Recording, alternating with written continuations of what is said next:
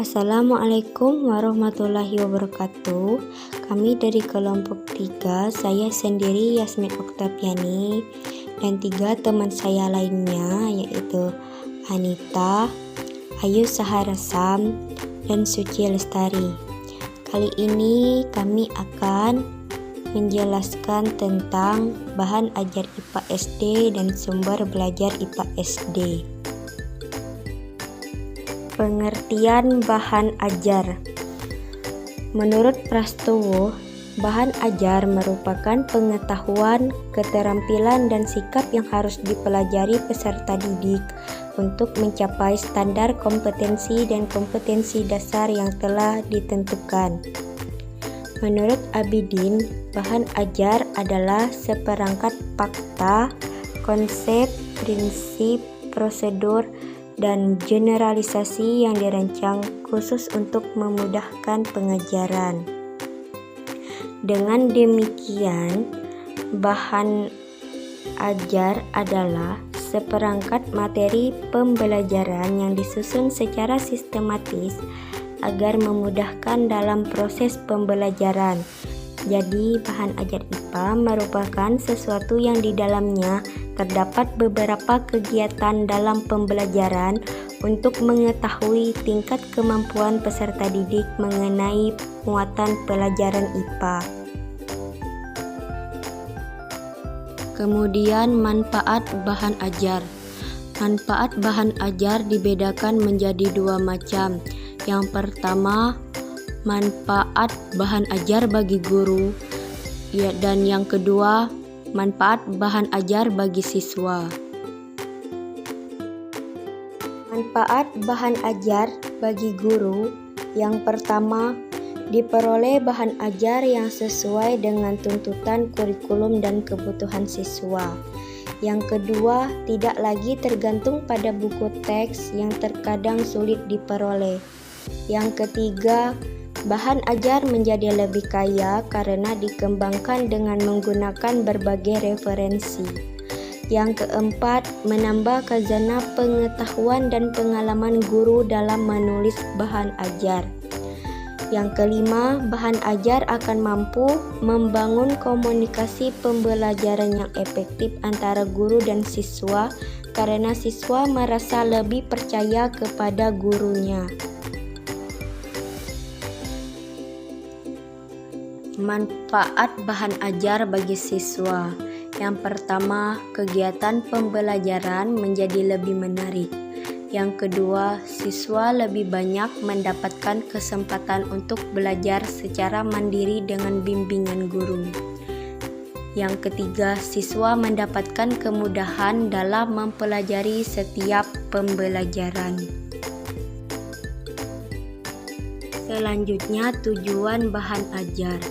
Tujuan bahan ajar yang pertama, membantu peserta didik dalam mempelajari sesuatu.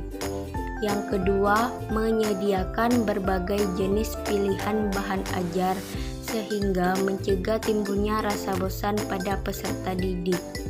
Yang ketiga, memudahkan peserta didik dalam melaksanakan pembelajaran. Yang keempat, kegiatan pembelajaran menjadi lebih menarik. Ada fungsi bahan ajar. Ada 2 klasifikasi utama pembagian fungsi bahan ajar, yaitu yang pertama menurut pihak yang memanfaatkan bahan ajar, dan yang kedua menurut strategi pembelajaran yang digunakan, itu menurut Andi Prastowo. Fungsi bahan ajar menurut pihak yang memanfaatkan bahan ajar. Yang pertama ada fungsi bahan ajar bagi guru, yaitu menghemat waktu guru dalam mengajar karena bahan ajar sudah ditentukan dan tidak lagi mencari bahan ajar yang akan diaplikasikan, sehingga itu akan menghemat waktu guru dalam mengajar. Dan juga kan bahan ajar lebih jelas menerangkannya dan juga akan menghemat waktu. Mengubah peran guru jadi seorang pengajar menjadi fasilitator. Mengapa begitu? Karena pengajaran tersebut sudah diambil alih oleh bahan ajar tersebut, di mana bahan ajar tersebut itu sudah mencakup seluruh materi yang bisa diterangkan kepada murid, sehingga guru hanya menjadi fasilitator untuk menentukan menggunakan atau mengoperasikan bahan ajar tersebut. Lalu selanjutnya meningkatkan proses pembelajaran lebih menarik, efektif, dan interaktif. Karena dengan menggunakan bahan ajar, misalnya bahan ajar medianya gambar, itu akan lebih menarik perhatian siswa dan juga akan lebih jelas terlihat gambarnya. Ataupun misalnya menggunakan media yang seperti video atau audio itu lebih efektif dan interaktif karena terlihat dengan jelas materi pembelajaran yang dijelaskan oleh bahan ajar tersebut. Lalu selanjutnya alat evaluasi pencapaian dan penugasan hasil pembelajaran. Ada fungsi bahan ajar bagi siswa. Yang pertama, siswa dapat belajar tanpa harus ada guru atau teman siswa yang lain. Dengan bahan ajar ini, karena bisa diakses dimanapun dan kapanpun, sehingga siswa bisa belajar secara mandiri tanpa ada lagi pendampingan dari guru atau teman yang lain. Terus selanjutnya ada siswa dapat belajar kapan saja dan di mana saja ia hendaki. Karena bahan ajar ini tadi dapat diakses kapanpun dan dimanapun, sehingga siswa ini bisa memilih waktu yang ketika dia mau mempelajari bahan ajar tersebut, misalnya sore hari atau hari libur, atau misalnya di sekolah, di luar sekolah, atau di mana saja yang ia mau.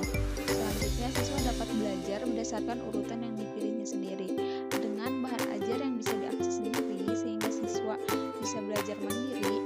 Dengan itu siswa bisa menentukan urutan pembelajaran yang mau dipelajarinya, misalnya dari pengertian dulu, contoh-contoh dulu, atau apapun itu. Selanjutnya membantu potensi siswa untuk menjadi pelajar atau mahasiswa yang mandiri. Nah, tadi karena bahan ajar ini bisa diakses kapan dan di mana saja, sehingga tidak lagi diperlukan pendampingan oleh guru dan mahasiswa lain, sehingga hal tersebut bisa berpotensi untuk menjadikan seorang siswa atau mahasiswa menjadi pelajar yang lebih mandiri. Jadi bisa belajar sendiri tanpa harus ada dampingan dari guru atau teman sebayanya. Lalu selanjutnya, fungsi bahan ajar menurut strategi pembelajaran yang digunakan. Yang pertama, fungsi bahan ajar dalam pembelajaran klasikal, yaitu yang pertama sebagai satu-satunya sumber informasi dan pengawas, serta pengendali proses pembelajaran, siswa pasif, dan belajar sesuai dengan kecepatan guru dalam mengajar. Lalu selanjutnya yang kedua, sebagai bahan pendukung proses pembelajaran yang diselenggarakan. Selanjutnya ada fungsi bahan ajar dalam pembelajaran individual. Yang pertama sebagai media utama dalam proses pembelajaran.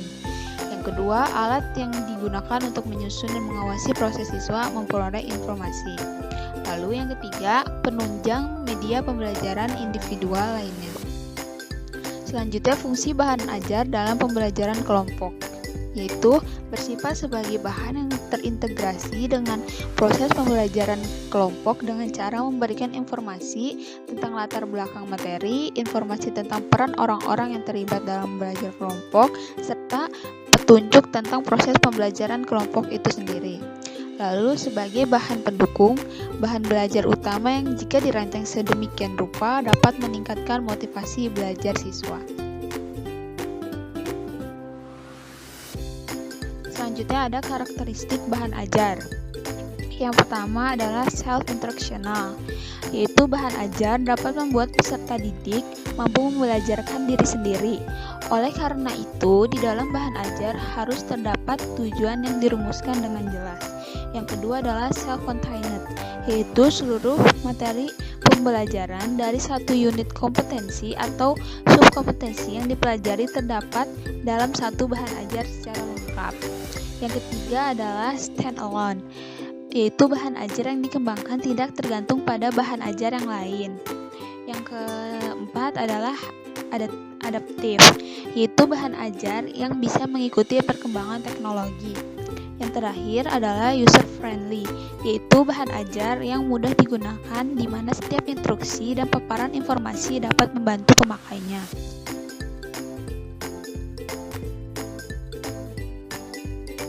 Selanjutnya ada jenis-jenis bahan ajar. Yang pertama, bahan ajar cetak atau print. Yang termasuk bahan ajar cetak atau print ini yaitu seperti handout, buku, gambar kegiatan siswa, brosur, foto atau gambar, model atau market. Yang kedua ada bahan ajar dengan audio. Itu yang termasuk bahan ajar dengan audio antara lain adalah kaset, radio, piring hitam, dan compact disc audio. Selanjutnya ada bahan ajar pandang dengar atau audio visual yang termasuk bahan ajar audio visual seperti video compact disc dan film. Selanjutnya ada bahan ajar multimedia interaktif atau interactive teaching material. Itu yang termasuk bahan ajar multimedia interaktif yaitu seperti CRA, Computer Assisted Instruction. Yang kedua ada compact disc atau CD, lalu multimedia pembelajaran interaktif dan bahan ajar berbasis web atau web based learning material. Selanjutnya ada aspek-aspek bahan ajar. Dalam penyusunan bahan ajar, perlu ada ketentuan agar buku ajar tersebut dapat memberikan informasi yang utuh. Menurut Abidin, ada beberapa aspek utama yang harus diperhatikan dalam membuat bahan ajar, yaitu ada aspek materi, aspek penyajian materi, aspek grafika, dan aspek bahasa dan keterbacaan. Yang pertama ada aspek materi. Nah, dalam aspek materi ini, guru hendaknya harus memperhatikan beberapa hal. Yang pertama, kesesuaian kurikulum. Yang kedua, kesesuaian materi dengan tujuan pendidikan. Yang ketiga, kebenaran materi menuntut ilmu yang diajarkan. Yang keempat, kesesuaian materi dengan perkembangan kognisi peserta didik. Nah, berdasarkan pemaparan tersebut, aspek materi yang disajikan dalam buku ajar perlu disesuaikan dengan tujuan pembelajaran yang hendak dicapai, serta harus memperhatikan kebenaran materi yang akan disusun. Aspek yang kedua yaitu aspek penyajian materi. Dalam aspek ini tersusun dari 4 hal. Pertama, harus sistematis. Kedua, buku ajar perlu disajikan secara menarik. Yang ketiga, penyajian bahan ajar harus menantang dan membangkitkan rasa ingin tahu peserta didik. Yang keempat, penyajian buku ajar harus menggunakan bahasa ilmiah serta formal. Aspek yang ketiga yaitu aspek grafika. Menurut Wibowo, grafika merupakan bagian dari buku pelajaran yang berkenaan dengan fisik buku, meliputi ukuran buku, jenis kertas, cetakan, ukuran huruf, warna, dan ilustrasi. Berdasarkan penjelasan tersebut, dapat dipahami bahwa aspek grafika dalam penyusunan bahan ajar adalah menyangkut dengan ketampilan fisik dari bahan ajar yang nantinya akan dibuat atau dicetak. Tampilan fisik tersebut berupa jenis kertas yang digunakan, ukuran huruf yang digunakan, warna, serta tata letak ilustrasi atau gambar. Nah, yang terakhir ada aspek bahasa dan keterbacaan. Maksud dari aspek bahasa dan keterbacaan ini ialah aspek yang perlu diperhatikan dalam penyusunan bahan ajar. Bahasa yang digunakan harus sesuai dengan tingkat pendidikan. Selain itu, kalimat yang digunakan hendaknya komunikatif, sehingga peserta didik mudah dalam memahami suatu bacaan. Sumber belajar. Menurut Sanjaya, sumber belajar adalah segala sesuatu yang ada di sekitar lingkungan kegiatan belajar, yang secara fungsional dapat digunakan untuk membantu optimalisasi hasil belajar. Nah, jadi sumber belajar itu ialah seluruh sumber atau bahan materi pembelajaran dengan tujuan untuk mempermudah dan membantu secara optimal kepada peserta didik dalam rangka meningkatkan pemahaman dan hasil belajar peserta didik. Selanjutnya ada manfaat sumber belajar. Nah, menurut Rohani, manfaat sumber belajar antara lain meliputi: pertama, memberikan pengalaman belajar secara langsung dan konkret kepada peserta didik. Yang kedua, dapat menyajikan sesuatu yang tidak mungkin diadakan, dikunjungi atau dilihat secara langsung dan konkret. Ketiga, dapat menambah memperluas cakrawala sajian yang ada di dalam kelas. Yang keempat, dapat memberikan informasi yang akurat dan terbaru. Yang kelima, dapat membantu memecahkan masalah pendidikan baik dalam lingkup mikro maupun makro. Dapat memberikan informasi yang positif apabila diatur dan direncanakan pemanfaatannya secara tepat. Dan yang ketujuh itu dapat merangsang untuk berpikir, bersifat, dan berkembang lebih lanjut. Tujuan sumber belajar. Tujuan dari sumber belajar pada dasarnya untuk mempermudah proses penyelesaian masalah dalam proses pengajaran dan dapat meningkatkan kualitas belajar. Tujuan sumber belajar hendaknya dipilih berdasarkan tujuan yang ingin dipilih dari sumber belajar tersebut yang berguna untuk menimbulkan motivasi, memberikan informasi, mempermudah pemecahan masalah, dan menguasai keterampilan tertentu. Fungsi sumber belajar. Yang pertama, meningkatkan produktivitas pembelajaran dengan cara mempercepat laju belajar dan membantu guru untuk menggunakan waktu secara lebih baik dan mengurangi kerja guru dalam menyajikan informasi, sehingga dapat lebih banyak membina dan mengembangkan materi.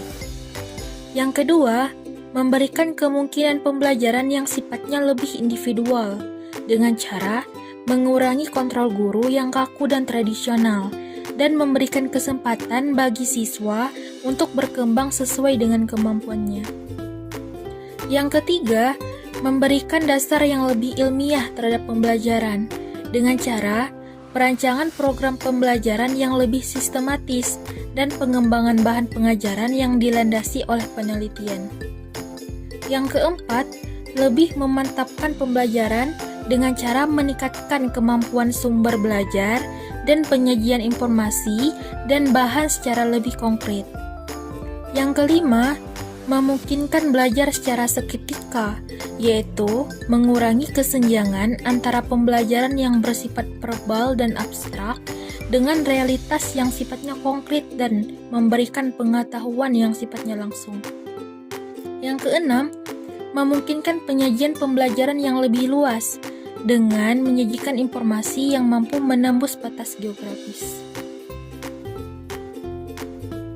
Karakteristik sumber belajar.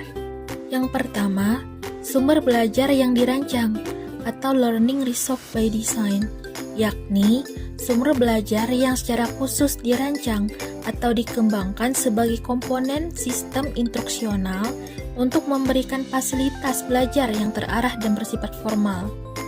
Yang kedua, sumber belajar yang dimanfaatkan atau learning resource by utilization, yaitu sumber belajar yang tidak didesain khusus untuk keperluan pembelajaran dan keberadaannya dapat ditemukan, diterapkan, dan dimanfaatkan untuk keperluan pembelajaran. Jenis-jenis sumber belajar. Yang pertama, sumber belajar cetak seperti buku, majalah, ensiklopedia, brosur, koran, poster, dan dena. Yang kedua, sumber belajar non-cetak seperti film, slide, video, model, boneka, dan audio kaset. Yang ketiga, sumber belajar yang berupa fasilitas seperti auditorium, kelas, perpustakaan, dan ruang belajar. Yang keempat, sumber belajar yang berupa kegiatan seperti wawancara, kerja kelompok, observasi, simulasi, dan permainan. Yang kelima, sumber belajar yang berupa lingkungan dari masyarakat seperti taman dan tempat bermain.